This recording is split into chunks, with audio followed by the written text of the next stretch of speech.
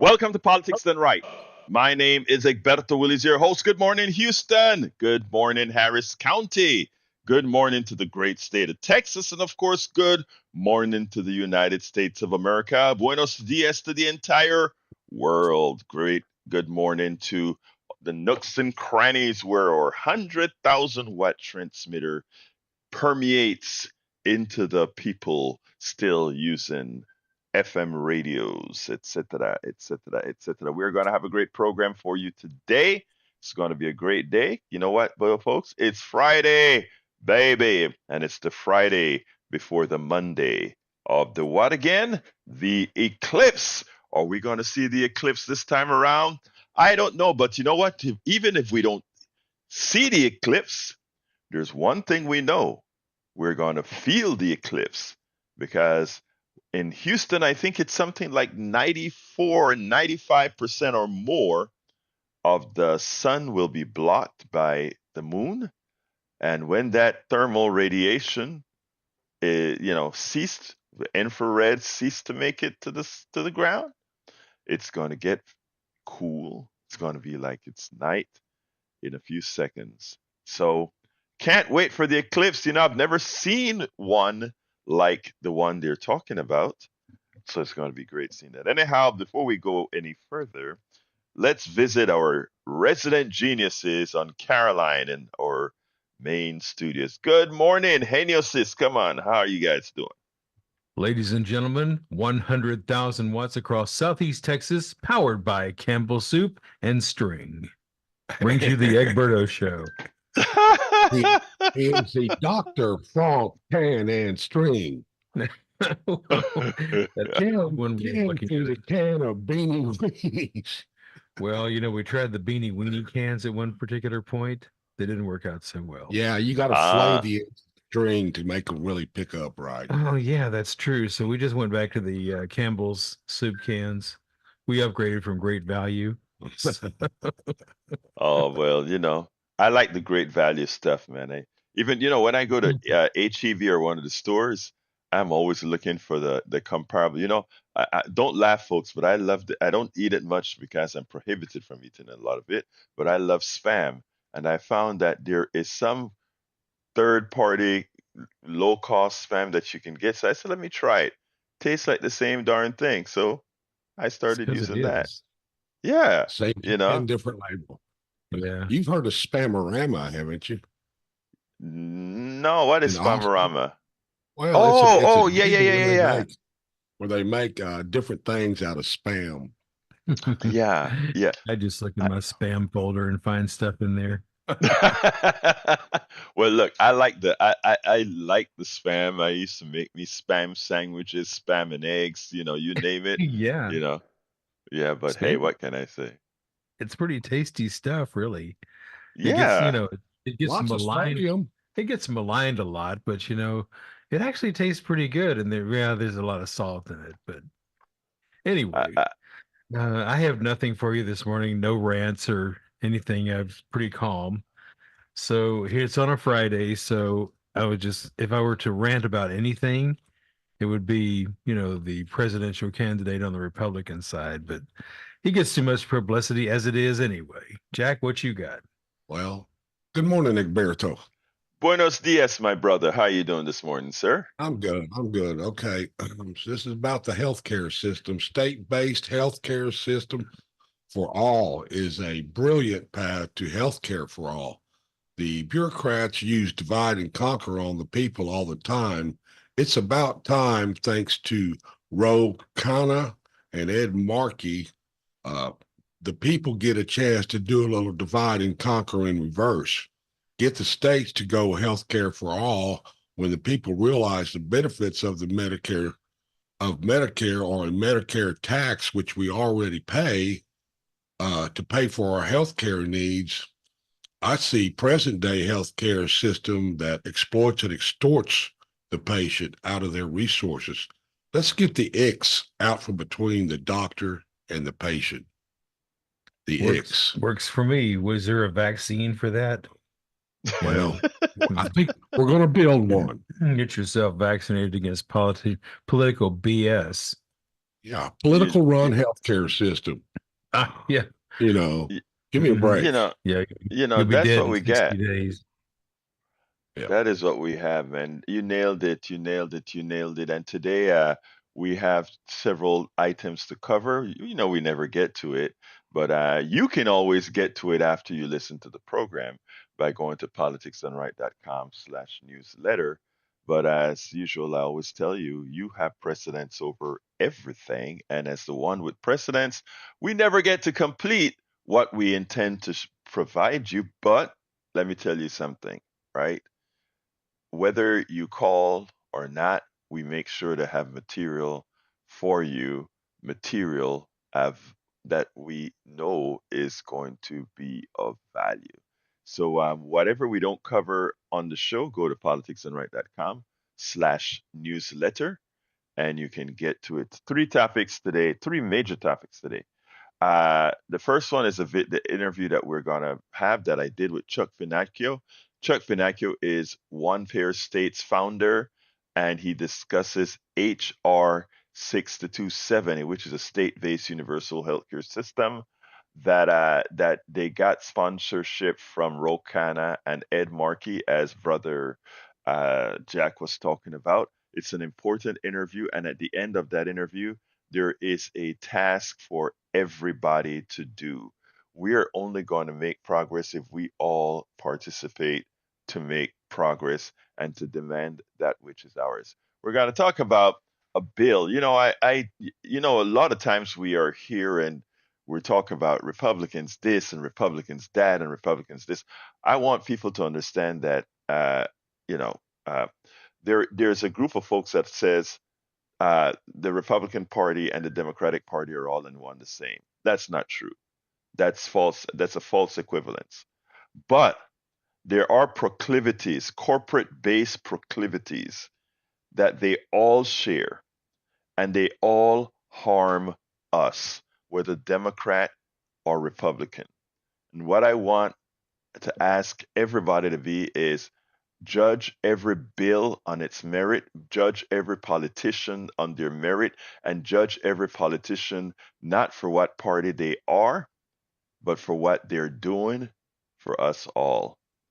Again, because the story that I'm going to talk about, FAA bill includes test flight for banning student loan forgiveness, is not something that I understand was particularly pushed by Republicans, but instead by Democrats.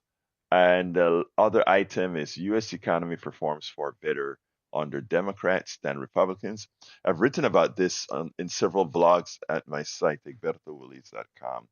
And there's just an article that came out, an updated article, where the trend continues. The economy absolutely does better under Democrats than under Republicans. And when I don't know why it comes as a surprise to most or to many, because if anybody who studies economics, I'm talking economics 101, anybody who understands spending, who understands who spends money, and even if you don't call it the term by the technical term which I'm going to use here, the marginal propensity to consume, even if you don't use that term, that's an economics term. You have to understand that Democrats, the policies from Democrats work for higher marginal propensities to consume than Republicans. And if we get to that, I'll be able to talk about that, but we'll see. I'll probably talk about that right after Pinocchio. But let's go to Harry since he's the first caller, and then we'll go to the interview. It's a 20-minute interview. Go ahead, Harry. Happy Friday, TGIF, to you, Bertha. Happy to the two geniuses, Howard and to Jack. And thank you, Howard, for playing Mr. Tao yesterday. I didn't call in yesterday, sir, but I listened very carefully and I enjoyed the show. And thank you for playing. I think that song was Lost Summer by Paul Hardcastle that preceded Politics Done Right. But anyway, I want to get into, and you're right about that, Bertha, when you've mentioned that many times about when you look at the records, on the Democratic president versus the Republican president, and I went and followed your advice. I looked back, I think, since Franklin Roosevelt, the economy has done better under Democrats. But I have to do this because, Roberto, you once told me when I called on a show last year on your show that, Harry, you're very honest, and I try to be honest, and I try to tell the truth. That situation in 2019 with that, when Brian and Bard were talking about that, why you weren't talking about that, and they misinformed the public. And I heard some stuff about it yesterday, and my brother and I went back and did some research, and I remember that night in 2019. There were a bunch of cop cars that came down the street way over in the morning when that happened, and on Lexington, and it's not too far from where I live when that happened, where my brother and I live. So anyway, what happened is a white police officer on that stand lied about the suspects having guns, and the black police officer, Gerald Moyens, didn't tell the truth to get a no-out warrant saying the suspects had drugs. And I do believe Brian and Bard said that Sylvester Turner, former Mayor Sylvester Turner, was trying to protect them and cover it up, and that is not true. And as you always say on this show, Roberto, you like thinkers and you want people to tell the truth. And I like it when you call these people out, like Brian and Bard, when they misinform people and you correct them, and so that the public is not misinformed with their propaganda rhetoric. Thank you very much, Harry. And look, I appreciate your calling. I appreciate your information. And I think it's time now for us to go to the interview. You keep on listening and you keep on calling out where it needs to be called out. Thank you, brother. You take care. All right. Anyway, folks, I want to go ahead and play the interview about this, and I want everybody listening now to please listen intently. And at the end of the interview, please listen to the number you need to call, and let's go ahead and get this stuff rolling. Anyway, let's go ahead and get this interview started right this second now. Welcome to one more edition of Politics Done Right. My name is Egberto Willies, your host. Today, we are honored once again to have Dr. Chuck Pennacchio, the co-founder and president of One Pair States and the founder of Justice for All Network. Folks, he has a great piece of announcements today. First of all, Chuck, welcome to Politics Done Right. How are you doing today? I'm doing great, Egberto. Thank you for having me again. Well, look, this is important. As you know, healthcare is not just a pet peeve for many of us. We know that for the entire country, it is existential, and we also know that as the corporate control, as people start using our healthcare system as just a widget to make money for the few, it creates a big problem. You've been working very hard throughout this entire country in trying to establish some sort of a sensible healthcare system. Go ahead, first of all, and tell us a little bit about yourself to remind those who know you and to enlighten those who don't about the kind of work that you do. Right. Yeah, just on background, I've been doing social justice work since I was really a kid, 13 years old. I'm now 64. I'm in that donut hole before Medicare. Worked on environmental issues, peace and justice, labor organizing, won a labor union at my last workplace, and got into healthcare after running for the U.S. Senate back in 2006 in Pennsylvania.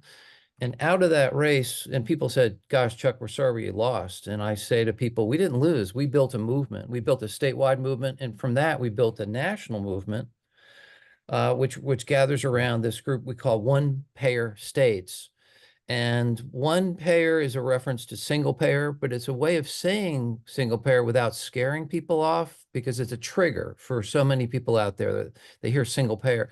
But one payer actually opens the conversation, and we can then explain to folks what the benefits are of creating a single payer, improved and expanded Medicare for all type system for the nation. Our group, One Pair States, we're a group of 25 states, a consortium of 25 states, working to adopt universal healthcare systems at the state or regional level. And our work has been enhanced by the recent introductions or reintroduction of a House bill by Rove, HR 6270. And Senator Ed Markey, for the first time, we have a Senate bill, a companion bill, same exact legislation is in the process of being introduced in the Senate side. We just picked up Elizabeth Warren as our first co-sponsor, so the bill is ready to be introduced in the next day or two. State-based Universal Healthcare Act. And what it's designed to do is to get the waivers. It's called a super waiver bill that will get money back to the states as well as legal protection. So I'm probably getting ahead of myself a little bit here, but I relocated to Washington, D.C. last September to work on this full time, and I have been for the last 6 months. We're making great headway. We have 29 co-sponsors on the House bill. And again, we're getting to work in the Senate. We just picked up Elizabeth Warren, and we have several more prospects, both in the Senate and the House. And our intention is to get this bill passed in the next Congress after the Democrats take power.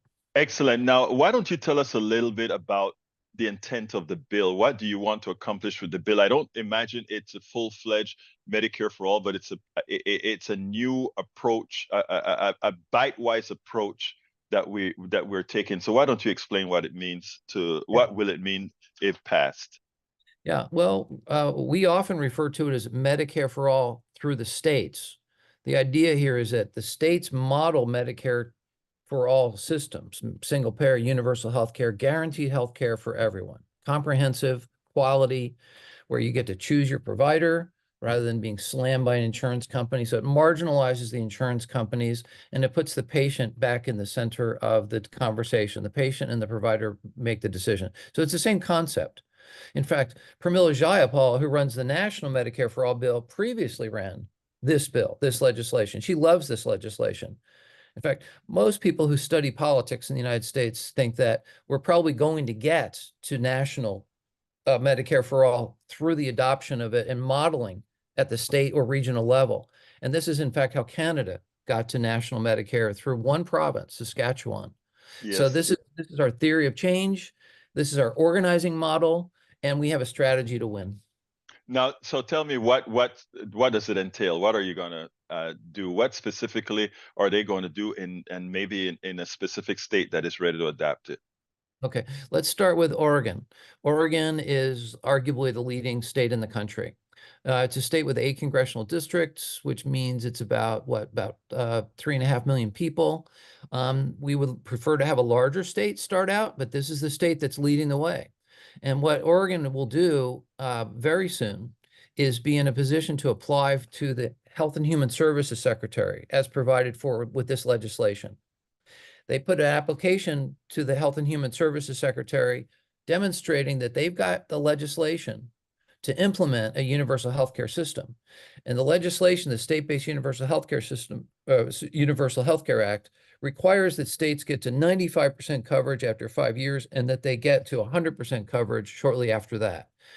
In order to do that, what the waivers would do, if the Health and Human Services, the secretary will set up a panel to vet these proposals, this legislation, to determine whether it's serious or not. Once it's approved, the waiver dollars will come back to the states, the federal dollars. So states pay into the national coffers, right? They pay into Medicare, Medicaid, children's insurance, federal employees, TRICARE for military. So all of these monies will come back to the state, and the state will then create a pool, one pool. That's just the concept of single payer. You create one pool, and that administrative efficiency will allow the state to deliver universal health care cheaper, better, bring back communities, bring back hospitals. It's pro-business, it's pro-family, it's pro-schooling, because people currently pay a chunk of money in property taxes, and that money will disappear. They don't have to pay that money anymore, to property taxes that go to pay healthcare for school employees. This universal healthcare system will wrap around everybody. So the dollars will come back to the state, as well as what's called an ERISA waiver. This is getting a little bit in the weeds, but if folks want to Google it. Oh, no, I know the ERISA very well. In other words, that you don't need that anymore, actually. Go ahead. Yeah, right. Well, what we want to do is get an ERISA waiver so that businesses are required to participate.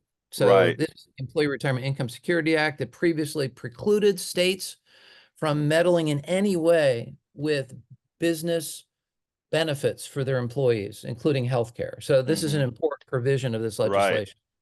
Yeah. So that's the design. That is excellent because I mean, right now we have all these different pools of different health care, right? Right. When you talk about having the TRICARE, then Medicare, then Medicaid, and all these other things that have to be managed differently and have so many hands involved, you've removed all of that, pool all the money together. The state gets a waiver that allows them to do that, and then ensure that every single citizen in that state has healthcare. Similar to Canada, you have one card that entitles you to healthcare and everybody gets it. Is that magical or what? Every other country in the industrialized world, the advanced industrialized world, has got a universal healthcare system, some variation of single payer. Right. Every single one has got coverage for all of its citizens. We are the outlier, and our citizens suffer. We pay twice as much and get a fraction of what other countries get. And Chuck, the magic is this: is doctors' bills go down. They no longer have to have all those employees in that office to figure out what insurance company they need to get, what insurance covered this, what insurance doesn't cover that. That's gone. No Right. longer do you have to have all these different entities that you have to get pre-qualifications for, etc. You have standards that you run by. The insurance companies, the profits that would normally go to the freeloaders and what we call the parasites are no longer there. So instead of having all that money go to things that don't control healthcare, we now bring all that money and it gives everybody healthcare without the overhead that we have that creates several CEOs, several databases, several presidents, several of all these other things gone. Yep, It's absolutely. and the patient gets to choose their doctor, their Right. hospital. The patient is in control with their doctor. Right. Who can ask for more? Yeah, publicly funded, mostly privately delivered, where you have that choice. That's the beauty of Yes. the system. It's a hybrid.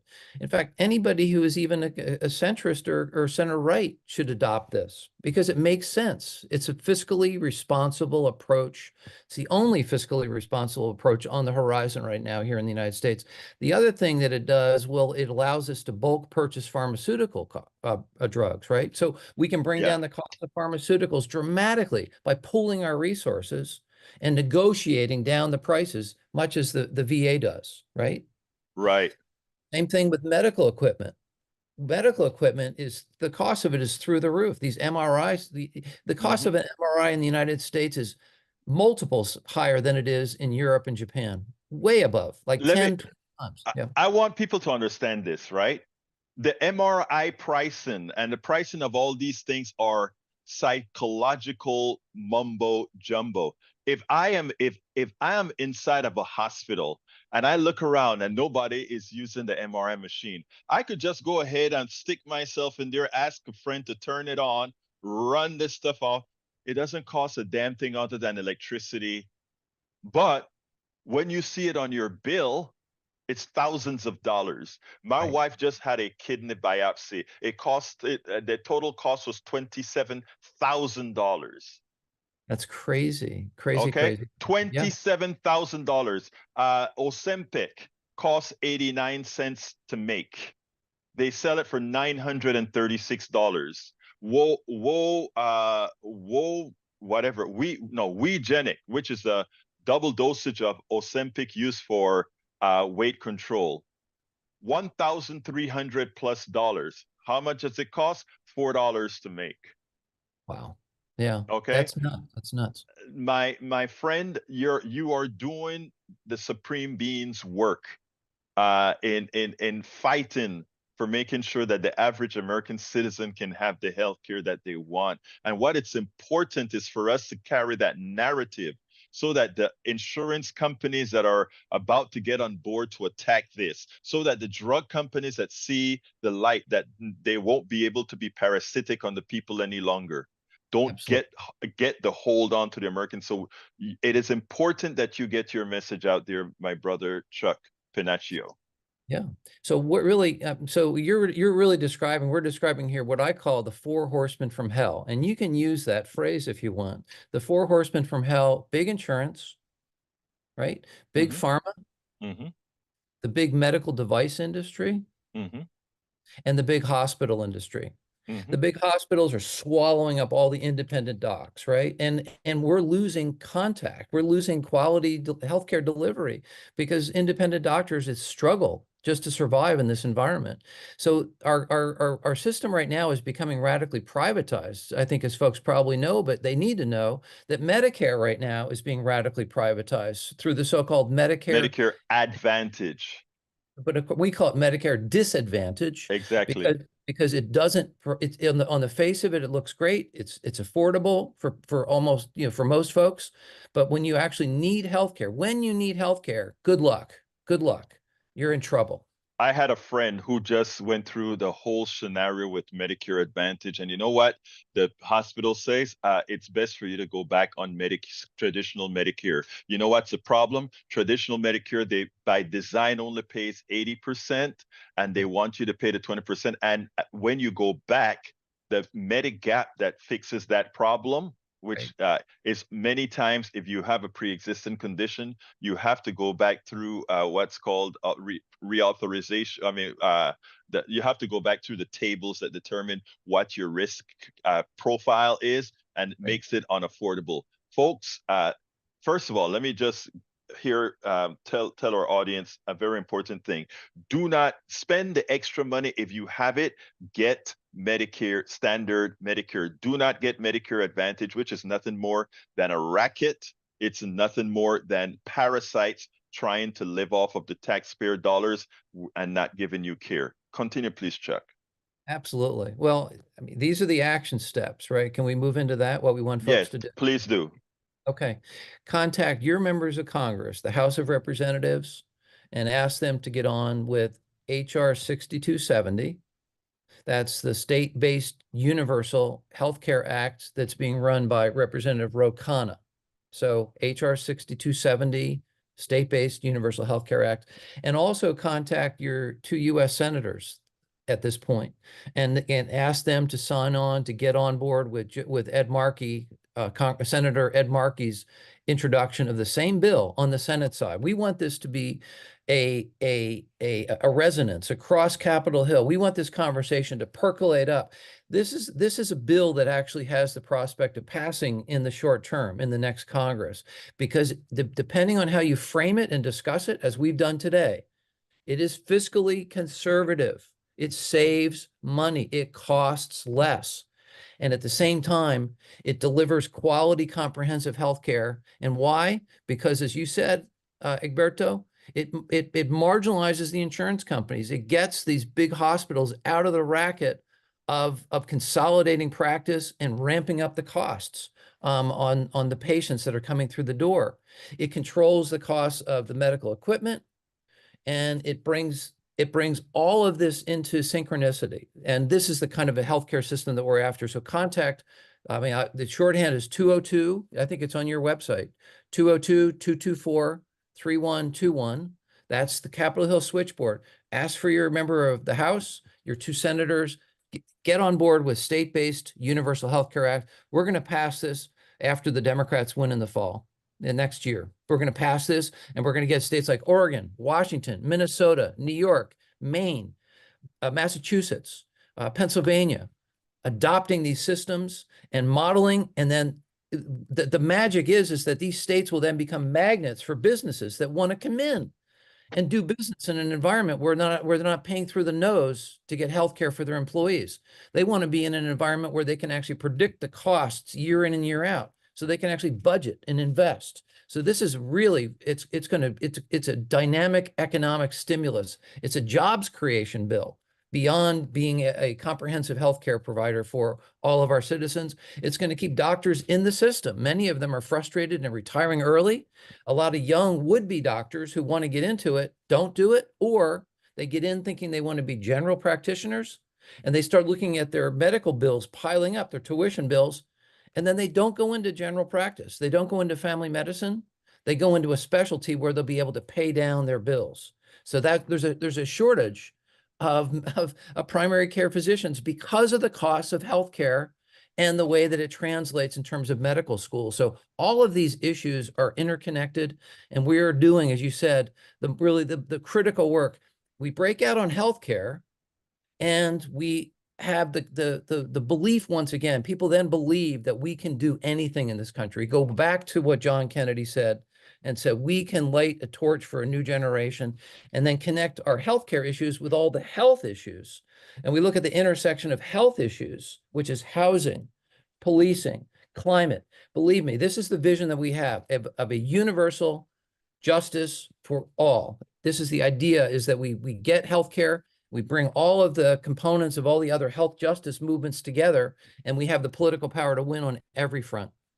Chuck Pennacchio, that is so important. And I want to add one corollary, and that is, imagine if businesses can concentrate on what they created their businesses for. They don't have to worry about their employees' health insurance, health care, because that belongs somewhere else. Imagine that. But anyway, let me tell you, Chuck, I always end this way. What would you like to say, or what didn't I ask that we need to get out there? Well, I would just repeat the action steps at this point. This is why I'm here working on Capitol Hill. There are hundreds of lobbyists for all of these different medical industries.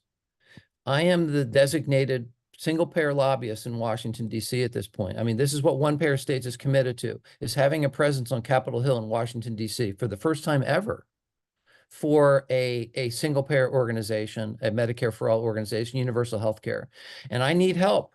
I need folks to pile on from the outside to resonate with the conversations and the lobbying I'm doing on the inside. So it has to be an inside-outside strategy, right? And that telephone number again that they need to call for their senators and congresspeople? 202-224-3121. 202-224-3121. And the Capitol Hill bill? State-Based Universal Health Care Act. It's House Bill 6270. House Bill 6270. Once it's introduced, it will have a Senate number attached to it as well. But right now, you can still call your members of the Senate and House and get on board with the State-Based Universal Health Care Act. Dr. Chuck Pennacchio, co-founder and president of One Pair States. Thank you so kindly for having been on Politics Done Right. Thank you, brother. Appreciate you. All the work you do. Thank you. That was Chuck Pennacchio, Dr. Chuck Pennacchio, who, he ran for Senate. He didn't make it in Pennsylvania, but he kept on doing the work. He kept on doing the work, and that is what's important, folks. The telephone number we're starting to take calls now. If you so desire, telephone number is 713-526-5738. I'll say it a little slower. 713-526-5738. Would love to hear from you right now. Please don't wait till the end of the program when I have to try to move the calls rather quickly. One more time, the call-in number 713-526-5738, extension number 2 to get you on air right away. But before I do that, even though we're not in fund drive, let me just tell folks, for those who may have a few more nickels or dimes or pieces of paper in their pockets or in their accounts, remember that this is what we do here at public radio, community radio. We inform and we give extensive coverage to things that you won't necessarily see on your regular mainstream media. So at any given time, our website is always there, willing and waiting to hear from you by going to kpft.org and hitting that donate button and saying, you know what? We love the work that you guys are doing out there. You are informing us appropriately, and as such, we want to contribute. hit that donate button. Always remember that if you decided to hit that donate button because you heard it here, then go ahead and let it be known that it's in honor of politics, not in honor, but you're doing it under the Politics Done Right program, or given from the Politics Done Right program. Remember, I get nothing of any of these donations at all. This is to keep KPFT up and running, and that 100,000 watt transmitter doing its work to get this information out. You can also call 713-526-5738. Instead of hitting the number 2, you can hit the number 1 and say, you know what, I love what I've been hearing at KPFT, so I want to make sure and do my part that these guys can stay on air. So thank you guys in advance. But anyway, I'm taking calls. 713-526-5738. Hit extension number 2, and you'll be right here patched in to talk to me. But until calls come in, uh, remember, support the bill. It is important.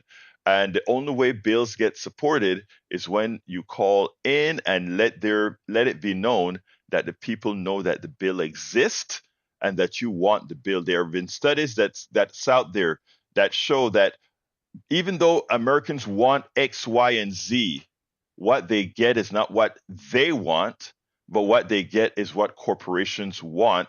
And Chuck Pennacchio tells you why. Because the corporations have a presence called lobbyists on the floors, walking with those Congress people, walking with those senators day in and day out. What did Chuck Pennacchio do? He moved himself from Oregon and Washington. He lived in both places on the West Coast. He decided to permanently reside in Washington, D.C., and become a lobbyist for the people. A lobbyist saying, I'm there to make sure that we get these bills that people need, not the ones that corporations get, which generally harms us. He's there to do that work. So let's do our part by remember what he's saying and calling the switchboard at the Capitol and talking to your congressperson and your 2 senators to let them know that they must get this bill passed.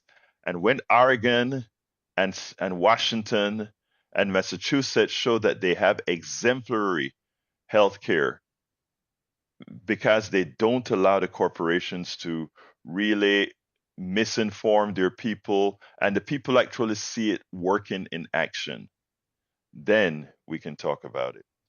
Then we'll have something to talk about. Before I get into the subject of the U.S. economy performing better under Democrats, let's go ahead and bring Peter into the fold.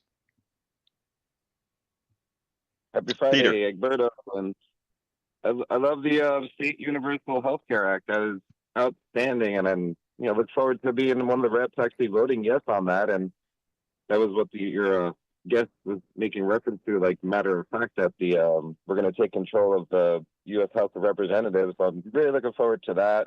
Again, Peter Filler for U.S. House and our Texas District too.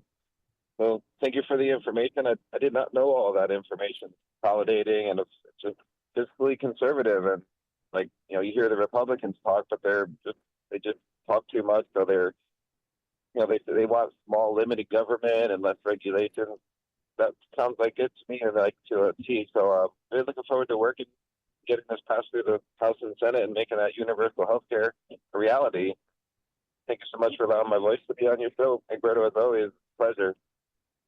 Thank you very much, Peter. Peter is actually running in Senate in Congressional District 2 to replace my congressperson, who names right now slip me. Oh, I'm getting old. And Who are you running? Don Crenshaw. Dan Crenshaw. I'll be honest. Dan Crenshaw used to come across as a sensible person for a while, and he has stopped being sensible. I guess MAGA has a way of turning everybody. Even though he tries to isolate himself somewhat from MAGA, he has not been able to get away from the currents that bring you into that domain. But anyway, Peter, thank you so kindly for calling, my brother. You have a wonderful rest of your day. So much, yeah. Absolutely. Take care now. I'm a public servant up there, guys. Thanks again. Have a great Absolutely. day. Take care, my brother. All right, folks. The article that touched on me yesterday was one, like I said, that I've written myself at both dailycoast.com and a couple of other places, Open Op-Ed News and some other places. But it is the truth. The U.S. economy performs not marginally better, not somewhat better, but far better under Democrats than Republicans. And if in this era we take the two largest growth in the economies, in other words, the times that things really blew through the roof, we have two presidents, right?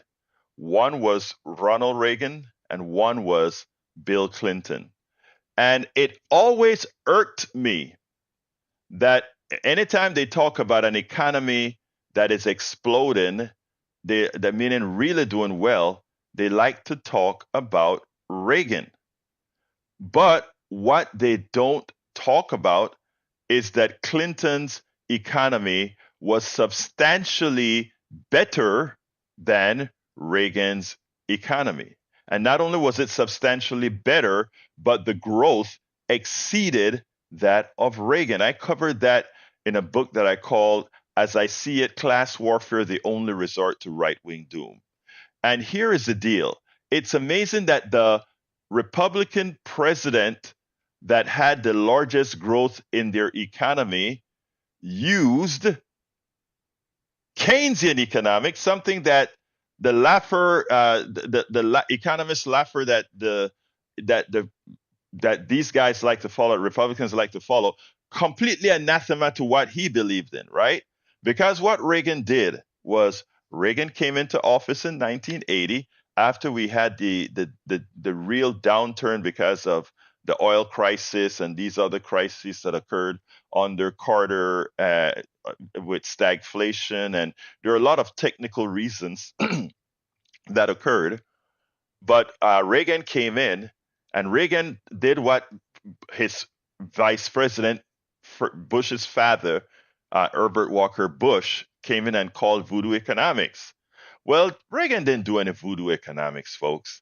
Reagan did standard democratic economics with a flair, right? Yeah, did he cut taxes? He cut taxes a bunch in the beginning. He raised it later, but he cut a bunch in the beginning. But that wasn't the only thing that really made the economy go flying. The taxes help, right? Because when you cut taxes, you threw more money into the economy. And if you don't backstop that tax cut with cut in services, meaning the government still spent not only the same but more, what you've done is you have created economic activity. It's a economic fact, right? So what Reagan did is he blew up. He started building a whole lot of the military up. He built it up. So he created employment in the military sphere. He also cut taxes and he spent more. There was no president until Reagan that had that level of deficit, bar none. Reagan was the king of budget deficits. Like, so again, what you find is Republicans say something, but they do something else. Just like how you have former President Trump talking about tax cuts and balancing the budget. He placed more based on the time that he was in office, more in the in budget deficit than just about every president.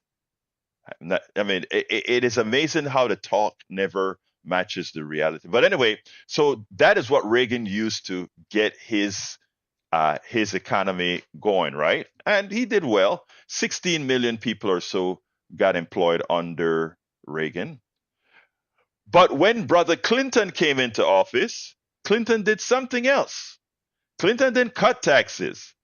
Clinton raised taxes. Not one Republican in Congress voted for the tax increase that Clinton passed. A big tax increase. But it was a progressive tax increase, of course. And he spent, right? He spent and he did the things Democrats do. Support for people, that sort of a thing. And what occurred was an even larger explosion in the economy, which gave you 20, I think it was 21. I'm taking this off the top of my head, but I have this all, I did all the calculations in the book where I explained the different aspects. But it turns out that Bill Clinton had 21 million people, quite a few million more employed than under Reagan, an economy that was more vibrant than under Reagan. It behooves me that Democrats don't go out there every time somebody invokes Reagan on the economy, why they don't invoke Clinton on the economy. Well, you know why, right? They don't want to talk about Monica Lewinsky, or people will bring up Monica Lewinsky and somehow quell the conversation from rational thinking to silly, childish thinking. But again, now you have the data out, and economic growth always, and this doesn't matter which Democratic president we're talking about, it always does better under Democrats. And it's not an accident, it's because of policies. And again, people can argue and they can want to say, oh, well, if you exclude this. No, again, it's broad based. There have been many studies done out there that specifically gives the actual data. And now I can tell you categorically, it is not an accident. It is policy. It is a difference in policies for people that Democrat supports versus Republicans. And we have to understand that those differences are real. Whenever you do economics, there is something called the marginal propensity to consume. And what that means is, if you want to have economic activity, if you have somebody that makes $1 billion and somebody that makes $500, and you have monies, and you need to provide access to money, access to things, access to credit. If you go ahead and give tax cuts to the billionaire, he says, whoa, thank you very much. I'll go ahead and invest that tax cut in Japan, or I'll buy some stocks here and there. But but what I will but when I give it to that person who makes $500, he goes ahead and he said, hey baby, I can take you out to dinner tonight. Oh baby, we can buy this new stuff. Hey guy, we can buy these other things. And you know what that means? That's economic activity locally. And if if that restaurant gets more people and they buy more bread, more meat, more of all these things, that moves the economy, because now that baker has to buy more flour. That flour maker has to go to the farmer and buy more wheat. And everything starts to grow as opposed to being concentrated. It's a philosophical difference that can be materially seen. That's why Republican policies generally fail. And again, Eric Hayes in the chat says it makes people poorer. Again, the math is absolute. You can choose to see the math, or you can choose to be ideological. I just give the facts. Let's go to Terrence, line 2. Hello, can you hear me? Yes, Terrence, you're on line 2. Come on in. Well, in the 1980s, one of the reasons that the economy did so well, and it had nothing to do with Ronald Reagan, was they started using microcomputers. All these microcomputers started coming online, and that was a tremendous boost to the productivity in this country, and that really it contributed to the positive economy in the 1980s. I don't know how many people realize that, but these microcomputers were something was a leap forward. Absolutely, there are a lot of factors that's completely anathema to what Reagan believed in, or the things that Reagan stood for, that actually made the economy really, really that did very well under him. But it's amazing that even with the economy doing well under him, when we got Clinton into office, because he used the same policies that Democrats generally stand for, which put the monies closer to the people because of, again, marginal propensity to consume. Clinton had a monstrous economy. We have yet to see that kind of growth. Well, people would look at Biden's economy and say, well, look, Biden got in his first year, I don't know, over 15 million people. But a lot of that, if you want to be honest about, was the re-employment of people after a pandemic. So we have to be honest as far as how many jobs were actually created under Biden. It's a really good number, but it still doesn't match to what we actually had in the Clinton years, which by far exceeds all of the presidents in our lifetime. Go ahead, Terrence. So that's all I've had to say. Well, look, thank you. But, it's not worth it. So goodbye. Thank you so kindly for calling in, Terrence. All right, let's go ahead and go to Brian. Come on in, Brian. Yeah, I still want to dwell on Sylvester Turner and his waste of time and capital and money and effort to make the city go forward instead of behind. Okay. For $640 million in debt due to his policies. Direct involvement in his policies for $640 million in debt. I like when people say, I don't like talking points. Tell me what specific policy that he had that created that $640 million in deficit that you think is attributed to Sylvester Turner. What specifically? Did the city of Houston vote for and obtain a pay raise for the firefighters, and did he not give it to them? First of all, wait a minute. I agree with you that the people voted to pay. No, wait. That's what I'm doing.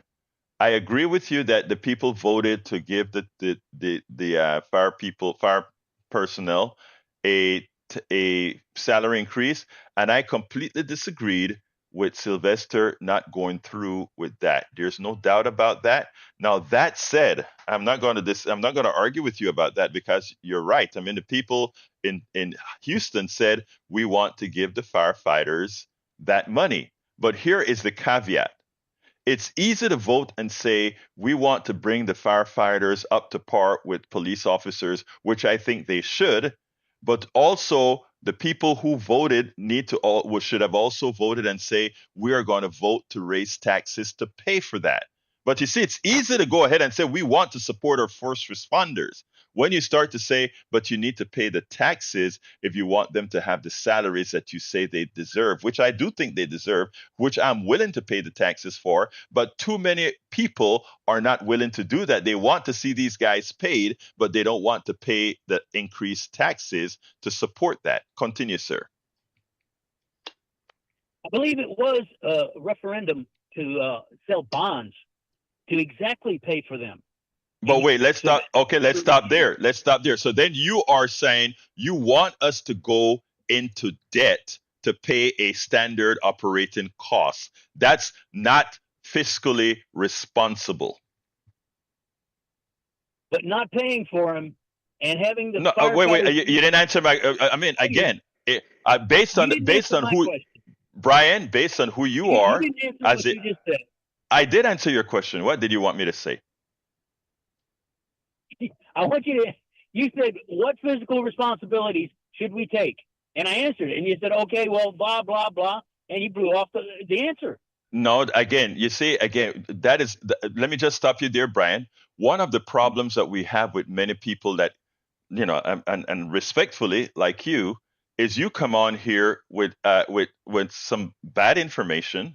And then when you're corrected, you don't want to listen to that information that when you're corrected, because you have this tunnel vision and you don't want to see things don't see the things the way they really are. Again, I copped and I said, Sylvester didn't do what the people said tell him to do, but to tell him to do something with money he doesn't have is fiscally irresponsible.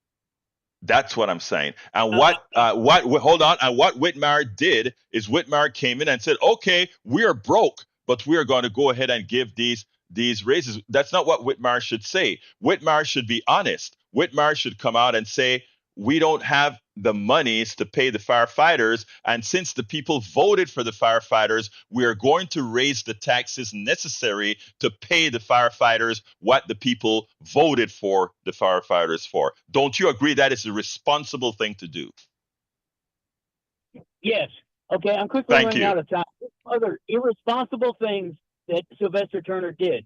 He hired his male lover intern for $140,000 a year.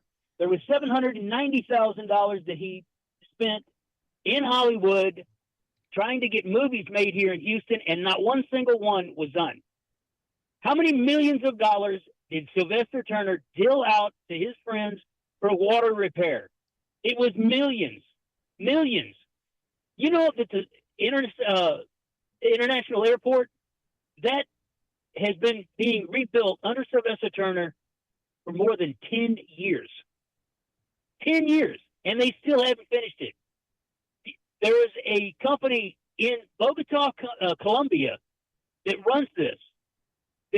That's who Sylvester Turner hired. Check into it. Okay. Channel 13 Uh, just found the- Brian, thank you for calling, Brian. I got to go to the studio, but we look. Sylvester wasn't perfect, but Sylvester was no different than most of our mayors. But I think you're harder on him than you should. Anyway, thank you so kindly for calling, Brian. Let's go to the studio. Come on in, studio. Well, don't have a thing here. Just happy Friday. Have a good weekend. Jack, what you got? You looks like you got a page of wisdom there. No, that was earlier. Oh, closing wisdom. Come Uh, up to the mic. well, just that HR 6270, where they want the states to start paying healthcare costs, single payer healthcare cost, and that's a good thing. It is a good thing. Back to you. Wrap it up. Thank you very much, folks. Look. Thank you, callers. Thank you, listeners. Love you all. Let's continue doing this. My name is Egberto Willis. This is Politics Done Right, and you know how I end this, baby. I am what? Out.